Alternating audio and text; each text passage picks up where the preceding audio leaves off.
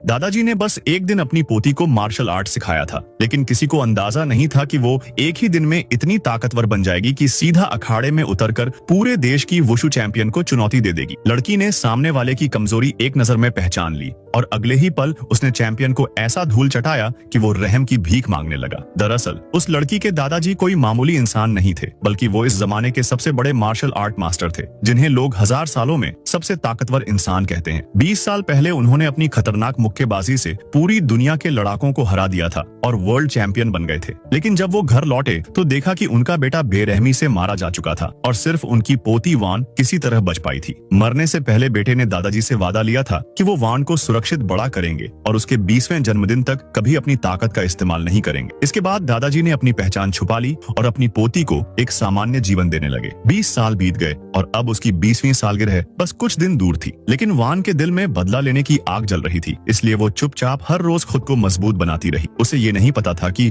उसके दादाजी इतने बड़े फाइटर हैं। ताकत बढ़ाने के लिए वो एक अंडरग्राउंड फाइट क्लब में गई और वहाँ के मालिक ने शो का मजा बढ़ाने के लिए उसे सीधे भारी भरकम फाइटर टायसन से लड़वा दिया। जब लोगों ने देखा कि एक छोटी लड़की टायसन जैसे फाइटर से भिड़ रही है तो सब हैरान रह गए और ज्यादातर ने टायसन की जीत पर दांव लगा दिया। दूसरी ओर दादाजी रात के 12 बजने का इंतजार कर रहे थे, क्योंकि उस समय के बाद ही वो अपनी ताकत का इस्तेमाल कर सकते थे। लेकिन तभी उन्होंने देखा कि उनकी पोती कमरे में नहीं है, बस बिस्तर पर एक मौत का चैलेंज लिखा हुआ कागज पड़ा है। वो समझ गए कि कुछ गड़बड़ है और तुरंत बाहर भागे। उधर रिंग में टायसन ने पहला पंच मारा और